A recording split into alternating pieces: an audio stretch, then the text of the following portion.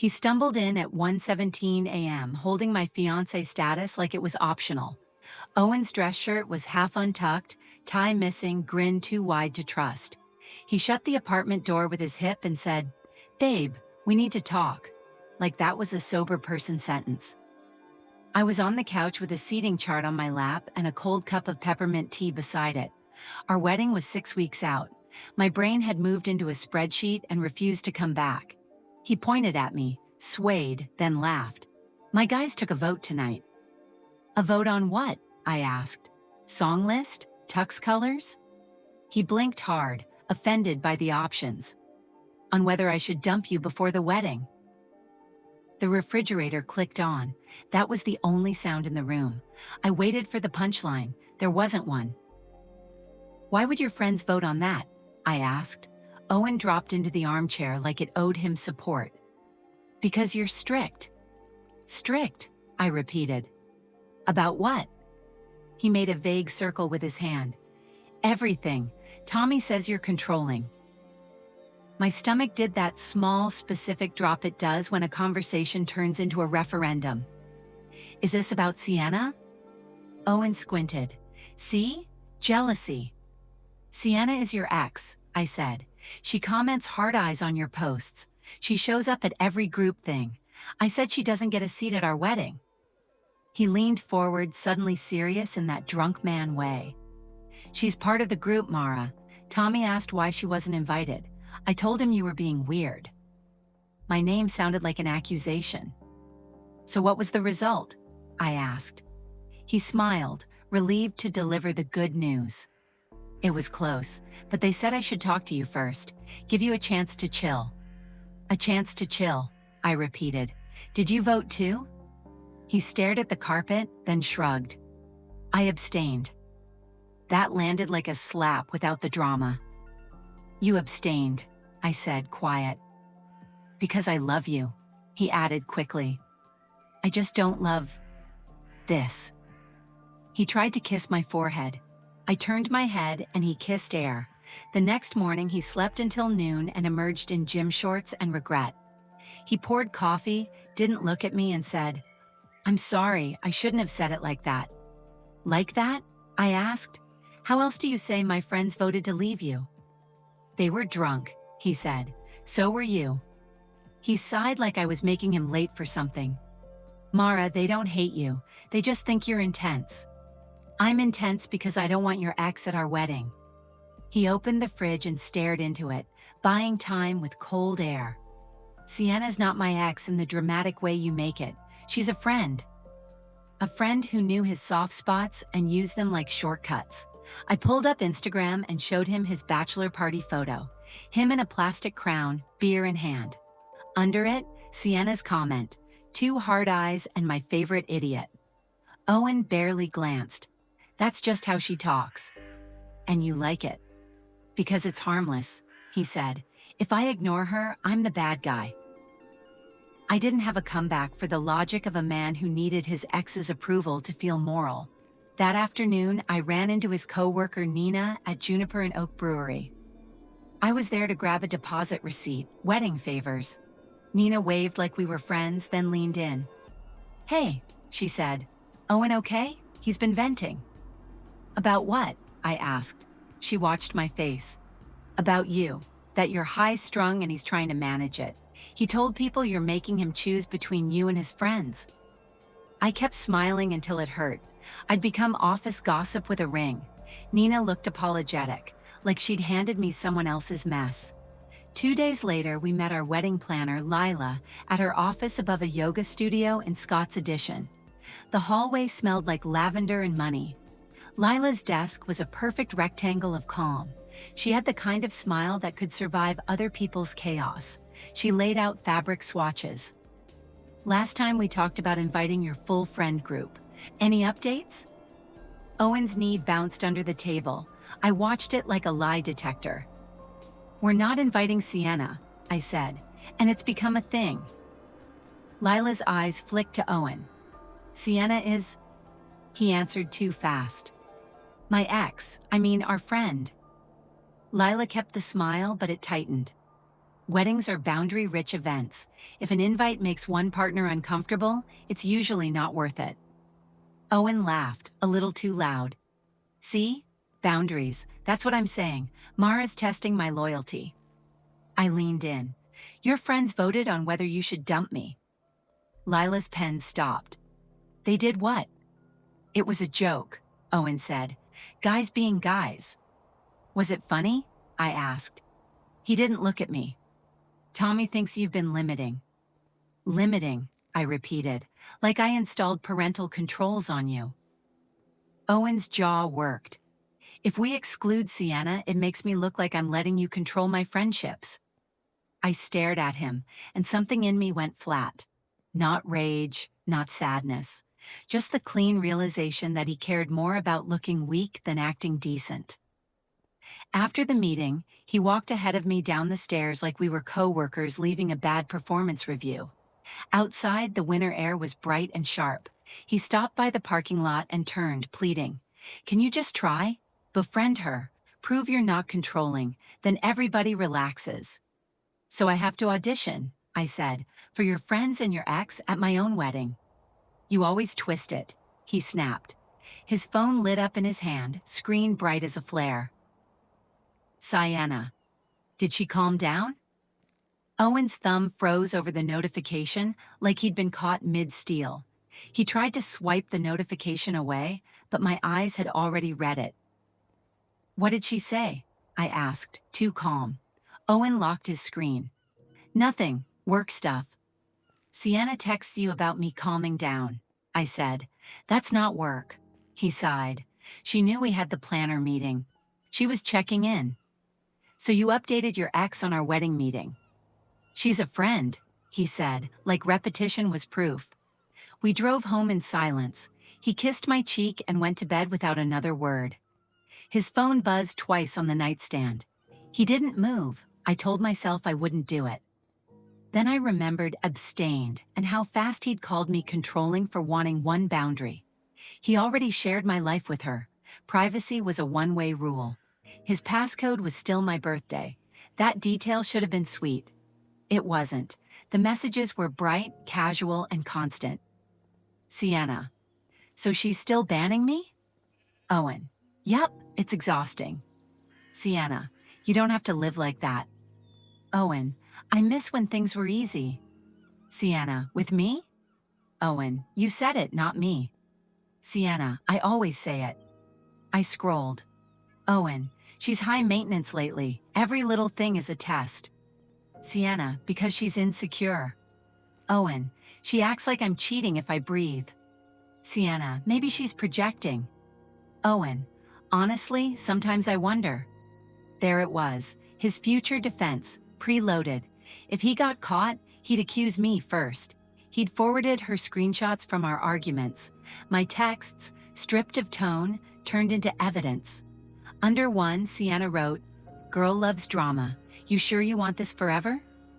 Owen replied, "I'm trying to make it work. You know me." You know me. It read like intimacy. It read like a door I wasn't allowed to open.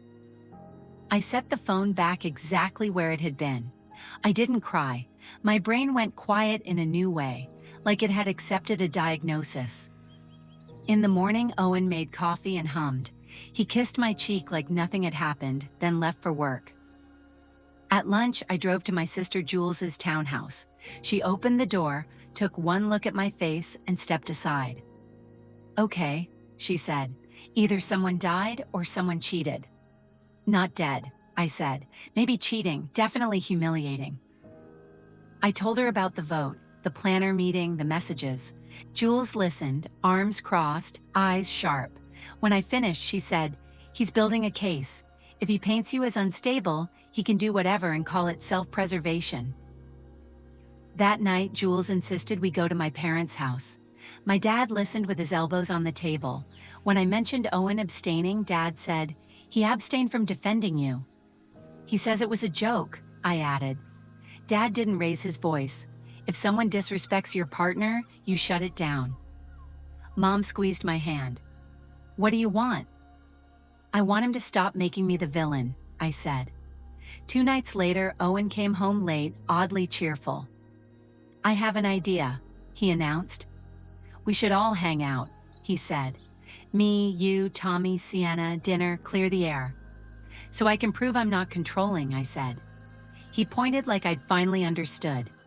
"Exactly. If you're normal with her, everyone relaxes. Then the wedding isn't weird." "The wedding is weird because you're auditioning me," I said. He frowned. "If there's nothing to hide, it should be easy." I stared at him. That's the logic cheaters use. His face snapped shut. "Are you calling me a cheater?" "I'm calling you a man who vents to his ex and lets her coach him," I said. His eyes went sharp. "You went through my phone." I didn't deny it. Owen's voice turned cold. "Wow, so you are controlling." "Insane is letting your friends vote on my worth," I said. He grabbed his jacket. "I'm going to Tommy's. Think about what you've done." The door slammed. The apartment felt clearer with him gone. 2 days later, he texted, "Dinner Saturday, Juniper and Oak, please just try." Friday night, Jules came over with a tote bag and that look she gets when she's already decided. "I don't want a scene," I told her. "Good," she said. "I want evidence." Saturday afternoon, Owen said he was running errands before dinner. He showered, wore cologne, and put on the nice coat he saved for holidays. Errands didn't require cologne. He kissed my forehead. "Be ready at 7. After he left, Jules was at my door within 10 minutes. "I'm following him," she said. "Jules." "Do you want to know?" she cut in. "Or do you want to keep guessing?" An hour later, my phone buzzed. Rivergate Park. Rivergate Park wasn't an errand spot. It was a date spot. Fountains, benches, winter market lights. Then another buzz. A video. Owen stood by the fountain holding pale roses. Sienna walked into frame in a camel coat, smiling like she'd been promised something. He handed her the flowers. She touched his wrist. He leaned in and kissed her forehead. Slow, familiar, practiced. The camera shook once. The video ended with them walking away, fingers laced, disappearing into the crowd. While I watched the frozen last frame, Owen called me. The timing was almost comedic. I let it ring twice, then answered in the flattest voice I had. "Hey," he said, breathy, running a little behind, traffic. Behind him, I heard wind, laughter, and the faint splash of the fountain. "No worries," I said. "Take your time." He sounded relieved. "You're the best." I ended the call and stared at my own reflection in the dark screen, like I'd just met her. I sat on the couch where he'd announced the vote and felt something clean settle over me. Not heartbreak, clarity. I texted Jules, "Save everything, come here." Then I opened my notes app and typed, "Neutral room, perspective meeting, everyone present." Because if Owen wanted an audience, I could provide one. By Monday, Owen had scheduled my humiliation like it was a calendar invite. He called it a perspective meeting and booked a small room at the Riverbend Community Center, stacking chairs, a tired whiteboard, fluorescent lights. Neutral territory, he said, a place where everyone can be heard, a place where I could be outnumbered with good manners. I didn't beg him to cancel. I emailed our venue and asked them to pause final confirmation. Then I told Lila, our planner, to freeze payments until I said otherwise. I wasn't dramatic. I was practical. He texted, "Tommy and the guys are coming, Sienna won't if that helps." As if the issue was her body, not her influence. Jules came over with the Rivergate Park video saved in 3 places. "You sure you want Mom and Dad there?" she asked. "I want witnesses," I said. "I'm done being the version of me he explains away." At 6:02 p.m., I walked in with Jules and my parents. Owen was already there, leaning forward like he was about to pitch me a new reality. Tommy stood behind him with that smug, calm men get when they think they're referees. 2 more friends, Eli and Marcus, hovered nearby, pretending this was normal. Owen smiled. "Thank you for coming." Tommy nodded at me. "Let's keep this civil." I set my bag down. "Sure, just like the vote." Owen's jaw tightened. "That was a joke." My dad's voice stayed even. It wasn't funny. The door opened again. Denise, Owen's mother, walked in wearing a puffy coat and righteous energy. She scanned the room, then locked onto me. "Oh," she said, "so you brought reinforcements." Owen sprang up. "Mom, I didn't." Denise cut him off. "Mara, I heard you went through his phone." Jules blinked. "Hi, Denise." Denise didn't look at her. "If you have to snoop, you shouldn't be marrying my son." Owen exhaled like she'd arrived to do the messy part for him. Owen cleared his throat. "I brought everyone because Mara's been accusing me of things, isolating me from my friends, and making everything a test. I just want peace." I nodded. "Great, let's do peace." He kept talking anyway. "And honestly, I think there's projection happening." My stomach tightened. Projection of what? Owen looked straight at me. "I think you might be cheating." The room went still. Tommy jumped in, confident. "It tracks. Accusers usually have something going on." My mom's face tightened. "Excuse me?" Jules leaned forward. "Or he's cheating and trying to get ahead of it." Denise scoffed. "My son would never." I didn't defend myself. I asked, "Owen, what evidence do you have?" He blinked, thrown off script. "Your behavior, the jealousy, the phone thing." "That's not evidence," my dad said. "That's you avoiding accountability." Owen's cheeks flushed. "See? Everyone thinks I'm the villain." Eli finally spoke, small. "We just want you two to work it out." "Then stop making her audition for your approval," my dad said. Tommy rolled his eyes. "Nobody's auditioning. She just needs to accept the group." I looked at Owen. "You told me to befriend your ex to prove I'm not controlling." Owen spread his hands. "Because you are controlling." Denise nodded, satisfied. "Exactly." I felt the old impulse to argue my way into being reasonable. I let it die. Owen wanted perspective? Fine. I pulled my phone out and connected it to the TV in the corner. Owen frowned. "What are you doing?" "Perspective," I said. "You wanted everyone heard." Jules hit play. Rivergate Park filled the screen. Winter lights, Owen holding pale roses, waiting like a man who'd practiced this. Sienna walked in smiling. He handed her the bouquet. She touched his wrist. He kissed her forehead. Slow, familiar. Then their hands found each other and they walked away, fingers laced. Nobody spoke. The fountain hissed softly through the speakers. Owen's face drained. That's you," I said, "with flowers, while you told me you were in traffic." Tommy's mouth hung open.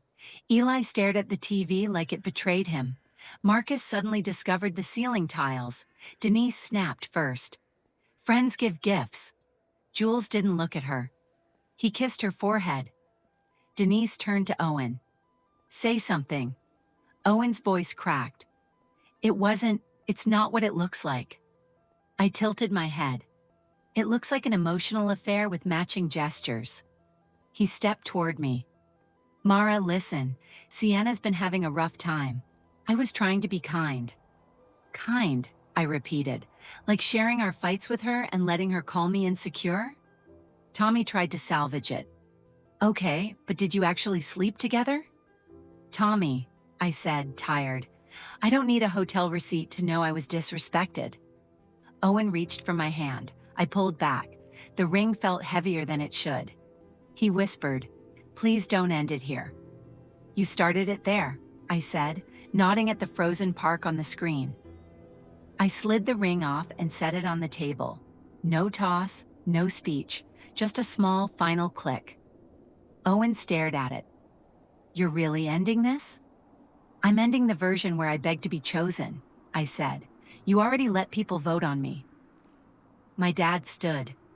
"We're leaving." Owen's chair scraped. "Mara, I'm sorry. I panicked. I didn't mean—" "You meant every message," I said. In the hallway, Denise called after me. "You'll regret throwing this away." I didn't turn around. "No, I regret almost calling it love." That night, Owen sent a flood of texts. Apology, anger, nostalgia, blame. Minutes apart, like he was testing which version of himself might still work. On Sunday, Sienna posted the roses on her counter with a caption about showing up. She tagged Rivergate Park. I canceled vendors, returned gifts, and slept like my body had finally stopped bracing. And for the first time since the engagement, my future felt like mine again at last. When the buzzing stopped, I realized something simple. I wasn't losing a fiancé. I was losing a jury.